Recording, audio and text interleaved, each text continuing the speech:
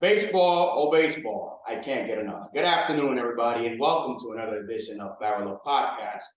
Today, we're doing an exclusive interview with a prospect for the Houston Astros, Andy Colon. We're going to know about his story, his upbringing, and where he's at right now, getting ready for the 2023 season.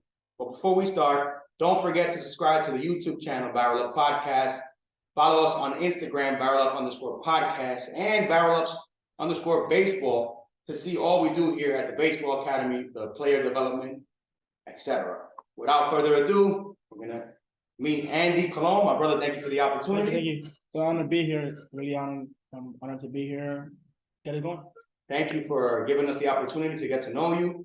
You are a player that have been homegrown here in New York, and we're gonna learn a little bit about your story. Okay. Where does this baseball journey start, my brother? Well, it all started, way before this. I was actually a model, and Have the hype for it. I mean, yeah, that's so cute, My mom, I told my mom one day, I was like, I want to play baseball.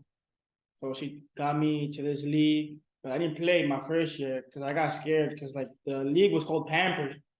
And for me, we had to wear Pampers. So I was like, no. So my mom used to take me to the park, throw me baseballs and, everything I wanted related to baseball, she was there for me. None of this would have happened if my mom would have been behind this. That's like the main key to all this is my mom.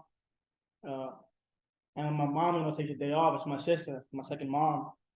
That's the one who's always giving me, getting me in trouble or giving me advices. But those are the two main components. My dad's also been in the picture. My dad, when there was the financial part, he was there. But my mom was basically my mom and my dad at the same time. Okay. She was my go-to person to the park. So it's just all because of her. So you, where were you born? You were born here in the United States? Yeah, I was born in New York, Bronx, New York. Homegrown. Yes, sir. So we are in the Bronx right now. We are in BarrelUp baseball player development. So it's nice to see one that is in the trajectory of making it. Even though you're signed, doesn't mean that you're there yet. So how has it been transitioning from a regular high school player to now being part of the Houston Astros, a winning franchise, a franchise that knows how to win? What's the difference? Well, I would say the competition. Here you can see competition, but nothing beats Dominican talent. There's a lot of competition over there because a kid that's 12 years old can do something I'm doing at age 18. So you just gotta always stay positive and just keep competing. Okay. You bring up a very important part of your process. Kid that's from the Dominican Republic. For all that guys that don't know, Andy signed out of the Dominican Republic. So you were in high school here. At what point do you feel inside, okay, I can maybe go pro? I never had played shortstop in my life, ever. And the only spot available at the team was shortstop. I took it. And it was kind of difficult, but I adjusted to it. So that's why. As a pro, shortstop as a pro? No. I was here in high school. So I was like, I can do it. And then after that, I started believing more in myself. Taking things more serious. I've never been a party guy, so just home to school to the field and back home. I was like, oh yeah, I can make it. I can make it far. I hope you guys are listening, you youngsters who have a dream one day of making it to a pro contract or even a highly touted Division 1, Division 2 college program. That's where it starts. So Andy took a little different route. Instead of going to college, you went on and pursued your dreams in the Dominican Republic. We have something in common because I was there. I was doing the same thing. Talk to me a little bit about your. This is where my mom comes in. Yeah, talk to me a little bit about that. Because I didn't want to go to DR. You didn't want to go. I didn't want to go to DR. First I went to DR and then I came back and then I didn't want to go. And my mom was the one who told me that was the best option. She convinced me. She literally convinced me to go. And I didn't go straight to DR. I went to Texas for a camp, and it's just a 2-month probation. And after I did those 2 months, they asked my mom if I can go to DR with their academy in DR. Okay. And my mom, everything goes through my mom. Even though I'm an adult now, I ask my mom for advice or, this, what do you think about this? If she doesn't go with it, I'm gonna go with her answer because that's the person who's been with me like all my life. Yes, for sure. So- Your trust. Yeah, there you go. It's like my agent for in the sports world. But yeah, like my mom had the major role in this because I wanted to stay in high school, having being kind of popular in school, Yeah. one of the top players. But my mom, told me this was the best option was this. So we went through that. And look where you are now. And it's crazy because at first I didn't want to go. And then when I went, I didn't want to come back. Pandemic came, all that, and I stayed there working. My mom, of course, was my main support. So I think that's what I went through, my mom. So you have faced some adversity at a very young age. What high school did you go to here in the United States? Well, I went for me, that's like the best high school. Dewey Clinton High School. Dewey Clinton. Oh, but tú conoces, Melon, Melvin. If they know me, shout out to them. Of course. A little bit of sassiness. I like it. I like it. Of course. So now you're in the Dominican Republic. Tell me how the work ethic. What's the work ethic over there? For those that don't know, what do you have to do to stand out with all those prospects in the Dominican Republic? Your time over there. In Dominican Republic, they start at 6 a.m. 6 a.m. Here, after school. Over there is first things first is work. Yeah. Under that hot beaming sun, you gotta work. You gotta outwork everybody.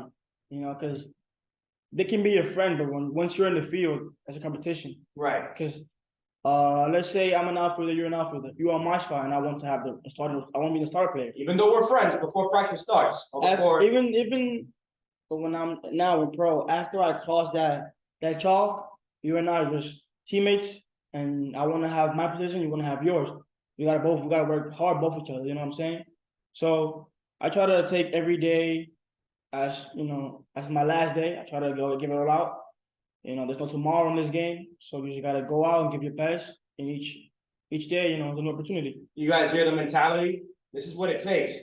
Off the field, we're friends. We could be the best friends. We could joke around. Once we step that chalk, you're my immediate competition, and that's the mentality that you have to have as a pro. Let's fast forward a little bit to the days before you signed that pro contract. What's going through your mind?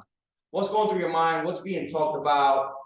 Are you nervous? When I found out I was gonna be a pro, I was excited. But deep down inside, I knew this is what I wanted. So I was like kind of nervous and kind of happy at the same time.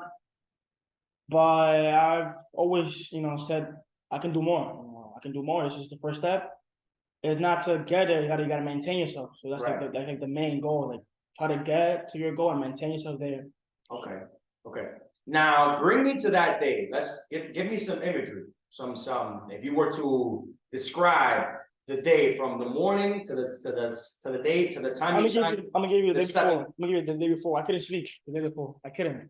You already knew the day before? Yeah, I was like, I can't sleep. Like the day before I signed the contract, I was like, I can't sleep. I can't. I slept like an hour, and in the morning I had so much energy. Like if I had a drink, something that was energizing. And when I got to the paperwork and all that, I've never read so fast in my life. Like I read it, my mom read it, my dad read it. How many sheets? Bunch of sheets. Bunch of More than 10. Yeah, a lot of words, And due to COVID, like I couldn't get close to my parents though, because I was in the bubble. Oh, it wasn't COVID. Yeah. What year did you sign? I signed 2021, but like they still had like these COVID restrictions. So it was like from far. I had my mom from far, so I couldn't get close to her. But after I got the opportunity to hug her, even tears came out. So Of course. It's just an amazing feeling, Once you're signing that paper, like damn, one of the first goals. Even though you're signing that paper, you have a lot of emotions going on. You now know, okay, that's it. No more games. You're signing basically not your life away, but you're signing an intent to become a pro. What is the difference from that moment on to where you are now? After you sign those papers, how do your mentality change? You gotta be careful how it changes. You gotta be careful. Because, some ruin their life, thinking they have all the power in the world because they're a pro, this and that. You gotta be the same thing you were before you was a pro. Keep playing and just have discipline. Like the most important thing, discipline. Day one in Astros camp. Talk to me about day one. Uh, Because obviously after you sign, you don't go to the camp right away. Tell me. it was an amazing feeling because like once I'm wearing the gear, I'm like, wow, I'm actually a pro. You know, everything, like you could look at me, I was laughing at you. Like I was nervous, so you said hi. To me, it was funny. I was so nervous, I was shaking. You would have said hi, I was laughing. Okay. But like, it's an amazing feeling. You know, being part of the origin is actually something amazing. The Astros definitely know what they're doing as far as developing young stars. As we can see, Carlos Correa had his departure from the Astros. Now you see Jeremy Pena filling his shoes. What would you say is one of the most important, or I would say important components to building champions for the Astros? Because every year we see that the Astros just get better and better with their development, with their prospects. Well, what is the mindset that they gave you guys? Well, the most important thing is the mental part, you know, because, you know, the cheating scandal and all that. Yes. So you have fans, you know, who want to disrespect you. See how you Even you guys, even the minor I mean, leagues? I was once playing on a PlayStation game, and this kid is over here sending me weird messages, and I'm like, yeah, so I'm like, okay, it's okay, you know, you can say all you want. I'm the one's playing, you know, you want to watching. So everything from the stands is easy. So just like try to block all the noise out, and work. Because like the best example is Altuve. You know, he played here in New York, and if you go to the games, you see how many boos he gets. He gets the job done. He gets the job done. He gets the job done, and now more so because even though the cheating scandal was in 2020, they have to play with that chip on their shoulders and actually show and prove like they did this year. Well, and when I was in summer league, you know, my manager, she showed us like this thing that was important in this game. It's called thick skin. Thick skin. Don't let the outside world affect you in the game. So I did good in that aspect. I did good. Yeah, definitely. So you kick off your first year. You're starting in the Dominican Summer League. Talk to me about that first hit. Andy Colon's first pro hit. Do you have the ball? Pretty sure you have the ball. I do. It's actually against who? What team? It was against the White Sox. The White Sox. But it's my journey in the Dominican. My first year as a pro wasn't as I expected. You know, I didn't go in with a mindset. That's where I messed up, and I just went there. I wanted to hit the ball. So my first hit came like about 2 weeks after the season started. 2 weeks, yeah. Okay. You know, I was desperate and all that, and it's crazy because I got a hit, and I least expected it.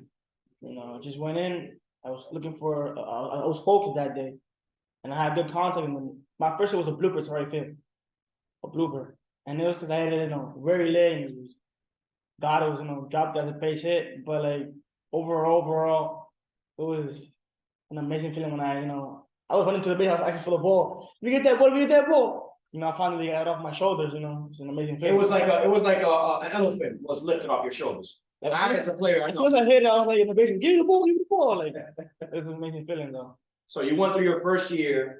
Let's talk a little bit about adversity. What would you say has been your hardest moment as a pro with the Houston Astros? I would say controlling like my emotions, because like, you know, I didn't have a great year, not a good year, but you know, you hear comments, you hear people calling you, why did you do this and that. You know, I'll say just like try to maintain like the focus and ignore the hate or the noises. Just keep trying to get better, you know, than I was the day before. Got you. And this question slipped my mind, but I guess I'll ask it now. Who was your role model growing up as far as a baseball player? Well, besides baseball player, you know, my role model is actually my sister. Your sister. You know, when she used to play here in high school, she was like one of the top players in her district. So for me, whoever asked me at first who I looked up to was my sister. For me, she was faster than me. She threw harder than me. Yeah. But it's crazy because she also played with me and the boys, you know, with the boys when she was like 9 or 10. Look at that.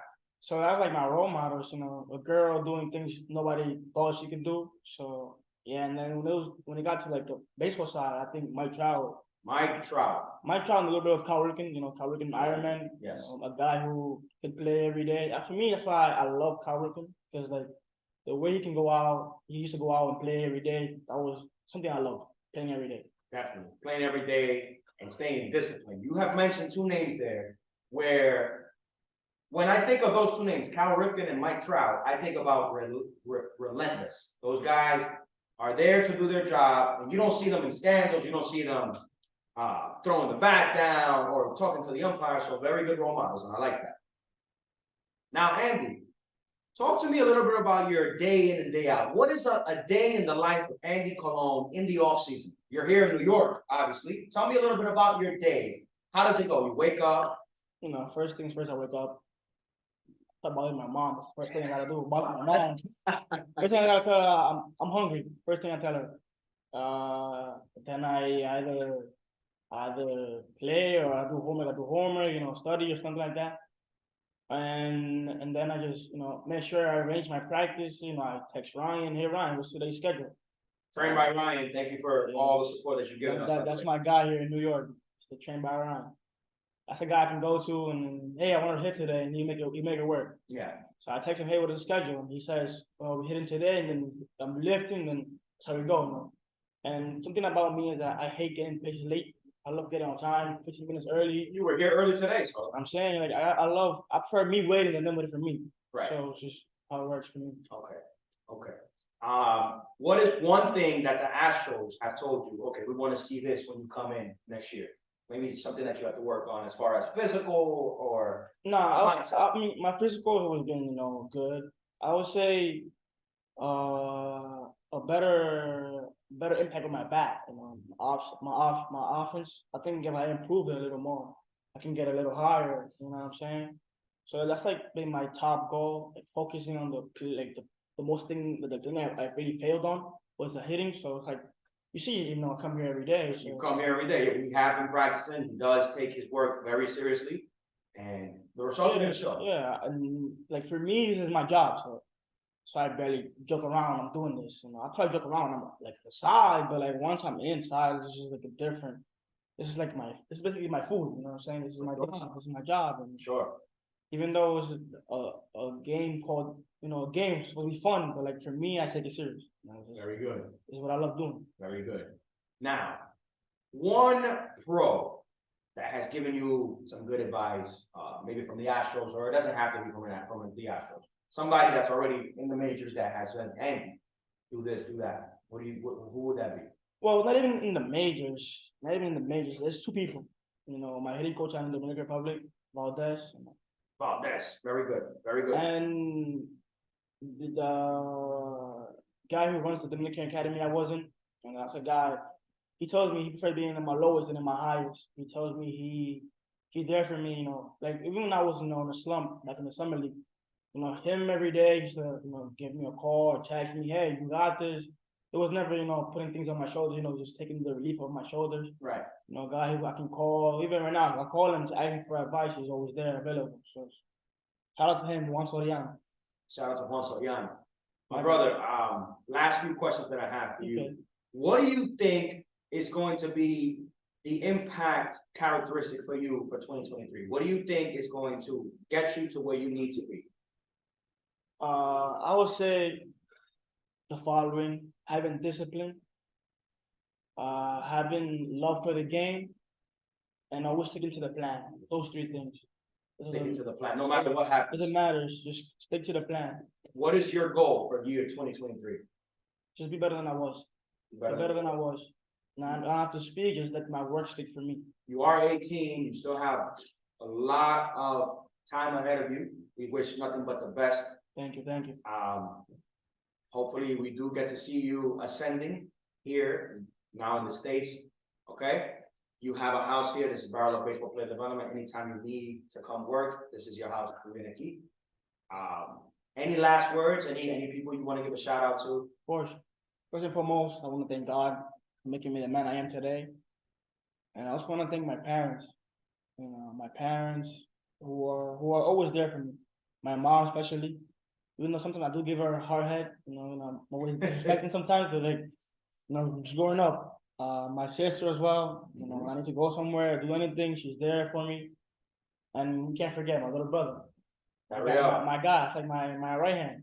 Everywhere I go, he's behind me. Hey, it's good to have so, yep. Yeah, that's like my guy, my everyday guy. Shout out to you, my boy. Last question to wrap it up. What is one advice that you would give to those kids who are watching this right now, or to those players who live in a cold state like New York, where you come from, so that they can keep going with their dream? Well, I would say don't let nobody take your future. Nobody. When somebody says you can, show them you can. But like, don't verbally show it, physically show it. You know what I'm saying? Because you can do anything, even in your house. You don't even need a ball. You can just swing, look at the mirror. You can work on your throwing mechanics, look at the mirror. You know, if you can, you will find a way to do it. Just don't let nobody take your future, and be you.